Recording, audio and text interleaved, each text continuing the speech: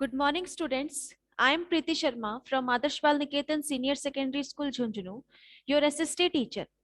Yesterday we have started our chapter number 9 in history. History के अंदर कल अपन ने चैप्टर नंबर 9 शुरू किया था.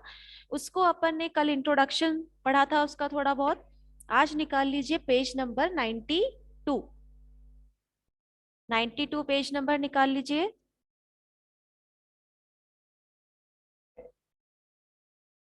इसमें हमें new kingdoms along the coast यहां से पढ़ना है ना.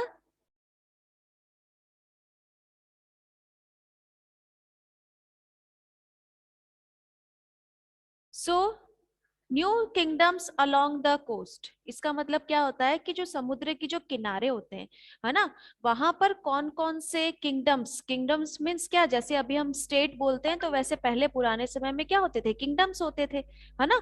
तो अलग अलग जो समुद्र के किनारे जो होते हैं उनके ऊपर जो कौन कौन से नए राज्य जो हैं एस्टेब्लिश हुए, उनके बारे में हम इसमें पढ़ेंगे. The southern half of the subcontinent is marked by a long coastline and with hills, plateaus and river valleys. कि ये जितने भी जो हमारे सब कॉन्टिनेंट है, सब कॉन्टिनेंट को हम हिंदी में क्या कहते हैं, उप महाद्वीप कहते हैं, है ना. यानी कि सब कॉन्टिनेंट क्या होता है, एक ऐसा लार्ज लैंडमास एरिया, है ना. कंटिनेंट तो आप जानते होंगे, जैसे कि हमारे इंडिया के पास में श्रीलंका है. श्रीलंका क्या है, एक कंटिनेंट हो गया. और उसी तरीके से एशिया के अंदर इंडिया क्या है, एक लार्ज लैंडमास एरिया है जिसमें बहुत अलग अलग तरह के स्टेट हैं, है ना. तो एशिया के अंदर इंडिया क्या है, एक सब कॉन्टिनेंट है. ओके. तो ये जो सब कॉन्टिनेंट है, इसके अंदर यानी कि इसके पास में बहुत अलग अलग, जैसे कि क्या है, इसके अंदर किनारे जो होते हैं, इसका जो कोस्टल एरिया है वहां पर अलग अलग प्रदेश या स्टेट हम कह सकते हैं एस्टेब्लिश है. जैसे कि उनमें कहीं पर हमें पहाड़ देखने को मिलते हैं, कहीं पर नदी देखने को मिलती है, कहीं पर हम देखते हैं कि खुला मैदान है, कहीं पर अलग अलग माउंटेन प्लेटूज हमें देखने को मिलते हैं. Okay. So, amongst the river valleys, that of the Kaveri is the most fertile. उन river valleys में, यानी कि नदी जो होती है ना, जितनी भी नदियां हैं, उनके कोस्टल एरियाज जो उनकी वैलीज है, उन एरियाज में जो मैदानी एरिया हम जिसे कहते हैं, मैदानी जो इलाका होता है, उसमें कावेरी का जो एरिया है वो सबसे ज्यादा क्या है, फर्टाइल है. ठीक है, वो सबसे ज्यादा फर्टाइल कहलाता है. इसको अंडरलाइन कर लो. Among the river valleys that of, यहां से लेकर, और that of Kaveri is the most fertile. इसको आप अंडरलाइन कर लो. Chief and kings who control the river valleys and the coast became rich and powerful. और जहां पर जो रिवर वैलीज बहुत ज्यादा फर्टाइल होती है, उसके ऊपर जिस भी रूलर का पावर एस्टेब्लिश होता है, वो अपने आप को सबसे ज्यादा रिच और पावरफुल मानता है. क्यों? क्योंकि फर्टाइल लैंड के ऊपर हम इजीली कोई भी क्रॉप्स ग्रो कर सकते हैं, और उस कल्टीवेशन के कारण वो किंग्स क्या होगा, पावरफुल हो गया, रिच होगा. सो संगम पोएम्स मेंशन द मविंदर, कि जो संगम की जो पोयम है उसके अंदर हमें उन स्टेट के रूलर्स की बहुत सारी डिस्क्रिप्टिव चीजें जो है वो हमें जानने को मिलती है. पहले क्या होता था, किंग्स जो है वो किस तरीके से काम कर रहा है, कैसे वो रूल कर रहा है, या क्या उसने अच्छे काम किए अपने स्टेट के लिए, तो वो सारी चीजें कैसे बताई जाती थी, राइटिंग्स के द्वारा. राइटर्स जो होते थे वो अपनी कविताओं के द्वारा उसकी प्रशंसा करके और ये सारी चीजें बताते थे.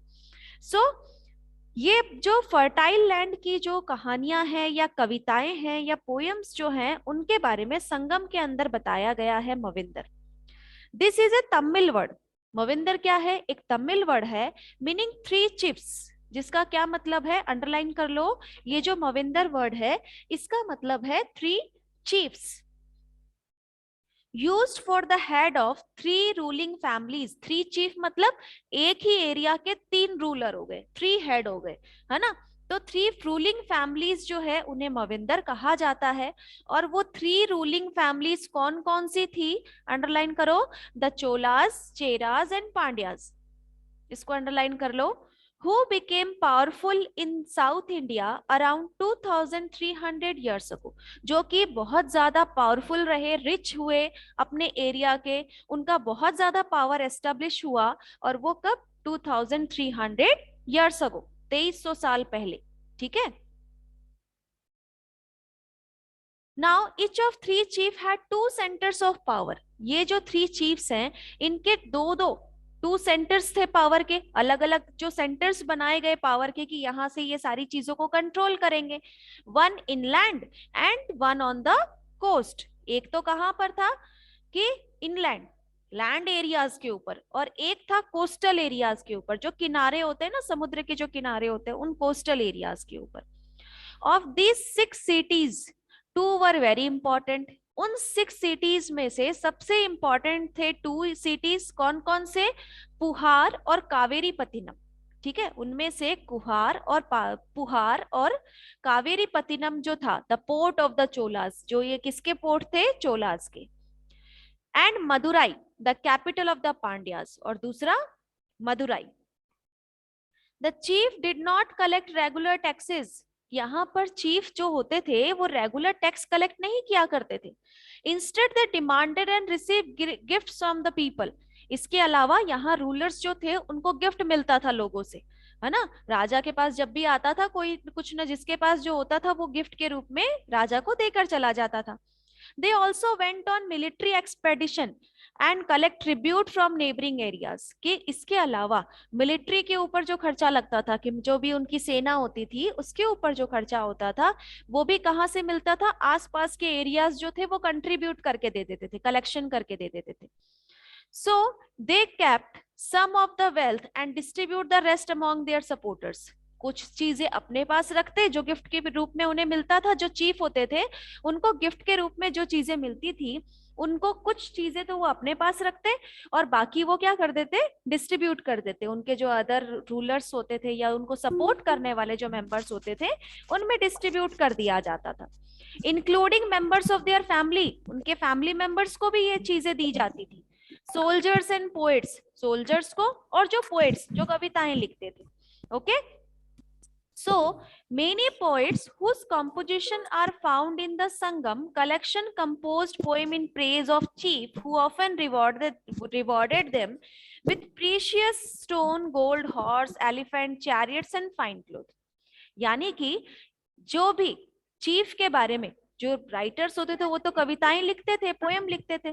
तो जो भी पोएम्स वगैरह लिखी जाती थी इन प्रेज ऑफ चीफ, यानी कि चीफ की प्रशंसा में कि उसने क्या काम किया है, कैसा काम किया है। हर मोहित, आप अपना माइक ऑफ करो।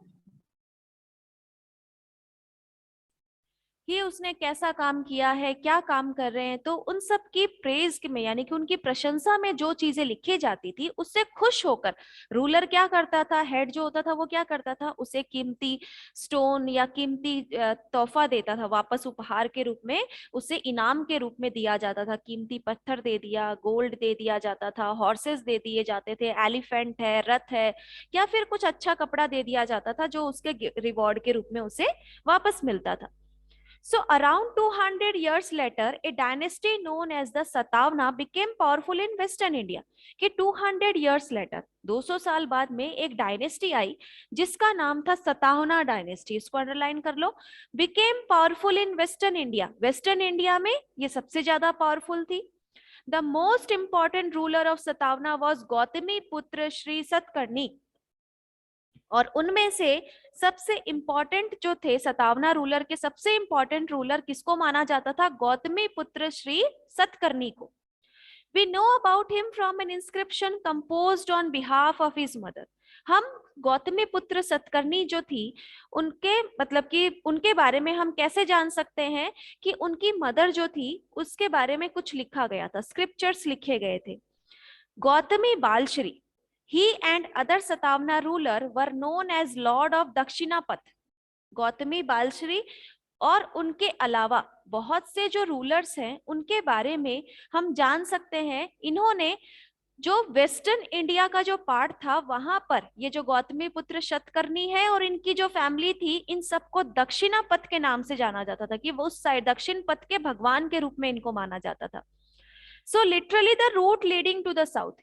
दक्षिण पथ का मतलब क्या होता है? जो साउथ की तरफ रास्ता जा रहा है वो दक्षिण पथ कहलाता है। दक्षिण मीन्स साउथ और पथ मीन्स रास्ता। तो जो रूट दक्षिण की तरफ जा रहा है वो दक्षिण पथ होता था। which was also used as a name for entire southern region. दक्षिण पथ जो कि पूरे साउदर्न रीजन के पार्ट के लिए डिस्क्राइब किया जाता था. He sent his army to the eastern, western and southern coast. यहाँ पर जो गौतमी पुत्र सतकर्णी जो थी, है ना, उन्होंने अपनी सेना को ईस्ट, वेस्ट और साउदर्न कोस्ट की तरफ, चारों तरफ, यानी कि पूरा साउदर्न मोस्ट एरिया जो था वो इन्हीं लोगों का था. Now the story of the silk route. अब सिल्क रूट की क्या स्टोरी है? The rich glossy colour of silk as well as it smooth texture. Silk क्या होता है? सिल्क का तो कपड़ा होता है ना, सिल्क के कपड़े पहनते हैं. तो ये जो सिल्क है इसकी बहुत ज्यादा इंपॉर्टेंस थी एंशियंट टाइम में. As well its smooth texture, कि उसका जो टेक्सचर है वो कैसा है? बहुत स्मूथ. आप सिल्क के कपड़े को छुओगे, देखोगे तो वो कैसा हमें फील होता है? बहुत स्मूथ फील होता है. So make it a highly valued fabric in most societies, जिसकी बहुत ज्यादा इंपॉर्टेंस थी उस टाइम पर सोसाइटीज के अंदर. Making silk is a complicated process. Silk को बनाना बहुत ज्यादा कॉम्प्लिकेटेड था, बहुत मुश्किल था लोगों के लिए उस वक्त. So raw silk has to be extracted. Silk raw जो है, सिल्क का कपड़ा बनाने से पहले रॉ सिल्क प्रिपेयर होता है. So it's has to be extracted from the cocoons of silk worm. आपने कॉटन देखा होगा. कॉटन का जो पेड़ होता है उसमें जब आप कॉटन निकालते हो, वो कॉटन बॉल्स जो होते हैं उसमें से कॉटन को एक्सट्रैक्ट किया जाता है, फिर उससे धागा बनाया जाता है, फिर उससे हम कपड़े बनाते हैं. उसी तरीके से सिल्क को बनाने के लिए सिल्क वर्म से कोकोन्स निकाले जाते हैं, है ना. सिल्क का धागा जो है उसको निकाला जाता है. स्पन इनटू थ्रेड, फिर उसको हम थ्रेड बनाते हैं. And then woven into cloth, फिर उसका कपड़ा बनता है. अब नॉर्मली जो आपने कॉटन देखा है, तो उस कॉटन से क्या बनाया जाता है? सपोज उसी को आप पहले इमेजिन करो, फिर आपको सिल्क का समझ में आएगा कि जो कोकून्स होते हैं कॉटन के, उन सब में से धागे बनाए जाते हैं, फिर उसका धागे से कपड़ा बनाया जाता है. तो वैसे ही सिल्क जो होते हैं, सिल्क में से कोकून्स निकाले जाते हैं और उसके बाद में उस धागे से उसका सिल्क का कपड़ा बनाया जाता है. Technique of making silk were first invented in China around 7,000 years ago. इसको अंडरलाइन कर लो कि सिल्क से, technique of making silk, silk बनाने की जो टेक्निक है वो फर्स्ट इन्वेंटेड इन चाइना, सबसे पहले चाइना में इन्वेंट की गई थी इस टेक्निक को बनाने के लिए अराउंड 7,000 years ago. कब? 7,000 years पहले. And while the methods remained a closely guarded secret for thousands of years, यानी कि ये जो मेथड है वो बहुत सालों तक सीक्रेट रहा, यानी कि किसी को बताया नहीं गया कि ये प्रोसेस होता है और इस तरीके से सिल्क जो है उसको तैयार किया जा सकता है. Some people from China who went to distant land on foot, horseback and on camels carried silk with them. China से कुछ लोग जो पैदल जाते थे या फिर घोड़े पर जाते थे या फिर कैमल्स के ऊपर जाते थे, तो वो लोग सिल्क लेकर गए अपने साथ में. The path they followed came to be known as silk route. जिस रास्ते से वो सिल्क लेकर जाते थे उस रास्ते को सिल्क रूट कहा जाता है. आ गया समझ में? सिल्क रूट किसे कहते हैं? All of you understood? सबको आया समझ में? Yes ma'am. So sometimes Chinese rulers sent gifts of silk to rulers in Iran and West Asia. कई बार चाइनीज रूलर क्या करते थे, सिल्क जो है वो गिफ्ट में देते थे. बहुत ज्यादा कीमती था, प्रीशियस था, कोई और इजीली इसे बना नहीं सकता था क्योंकि किसी को टेक्निक नहीं पता थी. तो इस वजह से सिल्क के अगर कोई गिफ्ट में दे रहा है तो वो भी उन लोगों के लिए बहुत बड़ा गिफ्ट होता था. तो चाइनीज रूलर जो थे वो गिफ्ट के रूप में, जो ईरान और वेस्ट एशिया के जो रूलर होते थे उनको गिफ्ट के रूप में सिल्क देते थे. And from there the knowledge of silk spread further west. धीरे धीरे चाइना से वो जो नॉलेज है, सिल्क बनाने का जो नॉलेज है, वो धीरे धीरे क्या होने लगा? वेस्ट की तरफ स्प्रेड होने लग गया. Around 2,000 years ago wearing silk became the fashion amongst ruler and rich people in Rome. Silk जो है, अब सिल्क का कपड़ा पहनना वो एक फैशन बन गया. किसमें? कि रूलर्स जो होते थे वो सिल्क के ही कपड़े पहनते थे.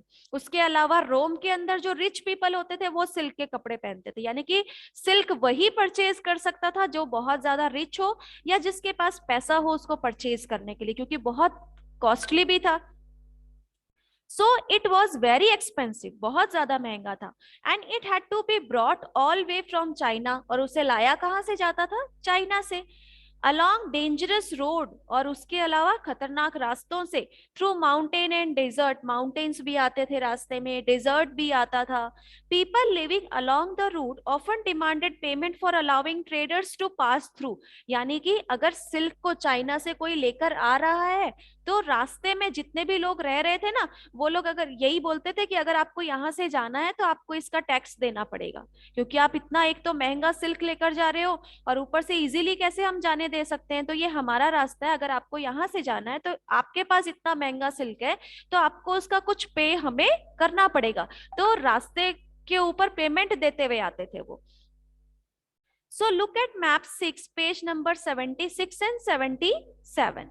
चलो 76 और 77 पर जो मैप है उसको देखते हैं। 76 and 77। Okay, take out which shows the silk route and its branches। अब देखो इसमें सिल्क रूट और उसके ब्रांचेस के बारे में बता रहा है। तो देखो आप इसमें इंडिया दिख गया होगा आपको, इंडिया कहाँ पर है?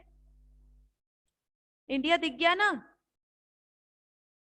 Yes, ma'am. और इंडिया के बाद में आपको चाइना मिला इस मैप में।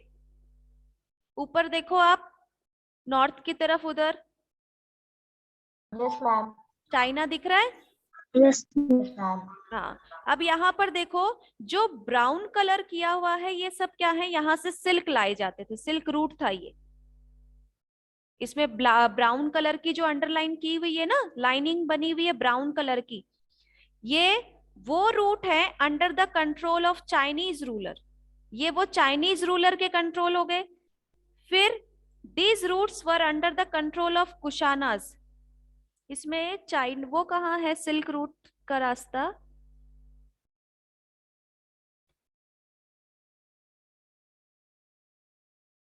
The routes were under the control of ruler of Iran, important sea routes।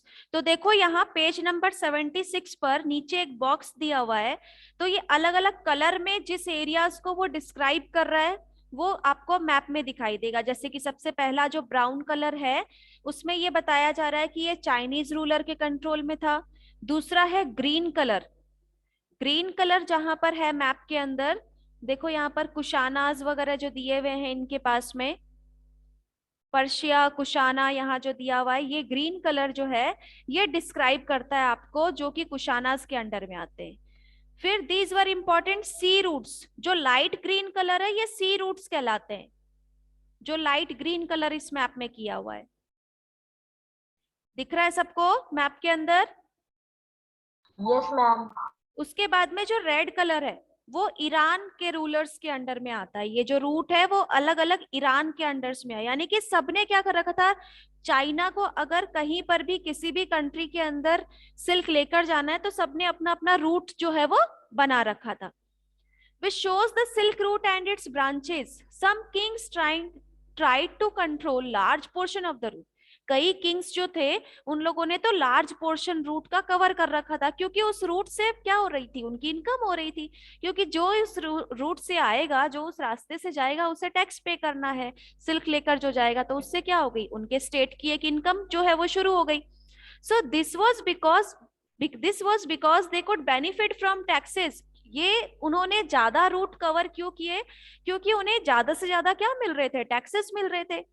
Tribute and gift they were bought by trader travelling along the route. और उसके अलावा ट्रिब्यूट एंड ट्रैवलिंग जो भी मतलब कि आ रहे थे सिल्क को लेकर, वो क्या करते थे, किसी रूलर को वो गिफ्ट करते थे। तो उनसे उनका एक इनकम का सोर्स जो था वो शुरू हो गया था, जिसके कारण जितने भी रूलर्स थे उन लोगों ने अपने बेसिस पर रूट को क्या किया, इंक्रीज किया। In return, they often protected the traders who passed through their kingdom from attack by robbers। इसके अलावा जो ट्रेडर्स यहाँ से पास कर रहा है उसकी पूरी सिक्योरिटी की जिम्मेदारी भी किसकी होती थी, जो उस रूट पर रह रहा है, कि कोई भी यहाँ से सिल्क लेकर जाएगा तो कोई चोरी ना कर ले, कोई चोर उनका जो है सामान ना उठा कर ले जाए। तो इस वजह से पूरी जिम्मेदारी भी उनकी होती थी, तो इस वजह से वो लोग टैक्स पे कर देते थे। The best known of the ruler who controlled the silk route were the Kushana. सबसे इंपॉर्टेंट जो बेस्ट रूलर जो थे, जो उन्होंने पूरे सिल्क रूट को अच्छे से कंट्रोल किया, वो थे कुशानाज। इसको अंडरलाइन कर लो। Who ruled over Central Asia। जिन्होंने रूल किया कहाँ, central Asia and north west India around 2000 years ago. North west India में 2000 ईयर्स अगो तक, यानी कि 2000 साल पहले। So there two major centres of power were Peshawar and Mathura. इसको अंडरलाइन कर लो कि जो रूलर्स थे सिल्क रूट को कंट्रोल करने वाले, उनके मेजर जो एरिया था कंट्रोल का वो कौन कौन से थे, पावर सेंटर्स कौन कौन से थे, पेशावर और Mathura.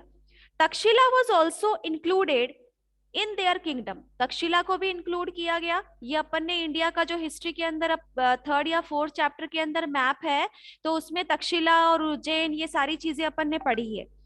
During their rule, a branch of Silk Route extended from Central Asia down to the seaport at the mouth of the river Indus। यानी कि इसके रूल के टाइम पर, इनके रूलिंग टाइम पर जो सिल्क रूट का जो अलग अलग ब्रांच है वो कहां तक एक्सटेंड किया गया, Central Asia down to the sea port at the mouth of the river Indus from where silk was shipped westward to the Roman empire.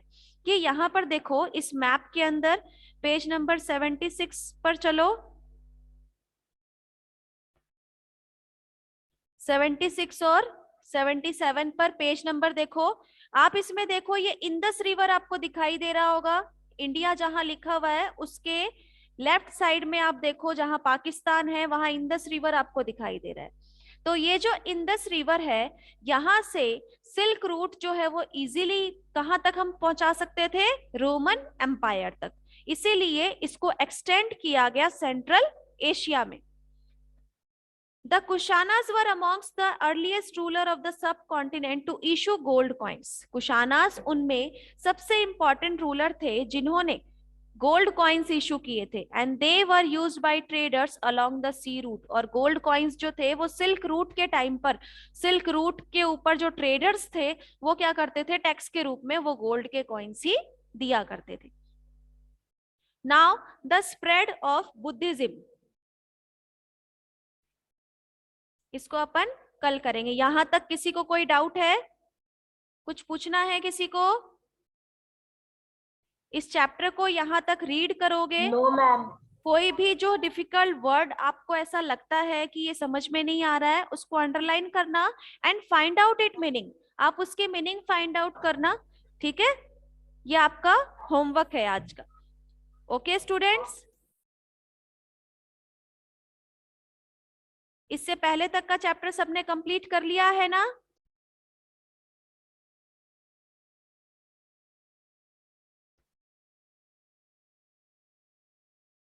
किसी को कुछ पूछना है बेटा?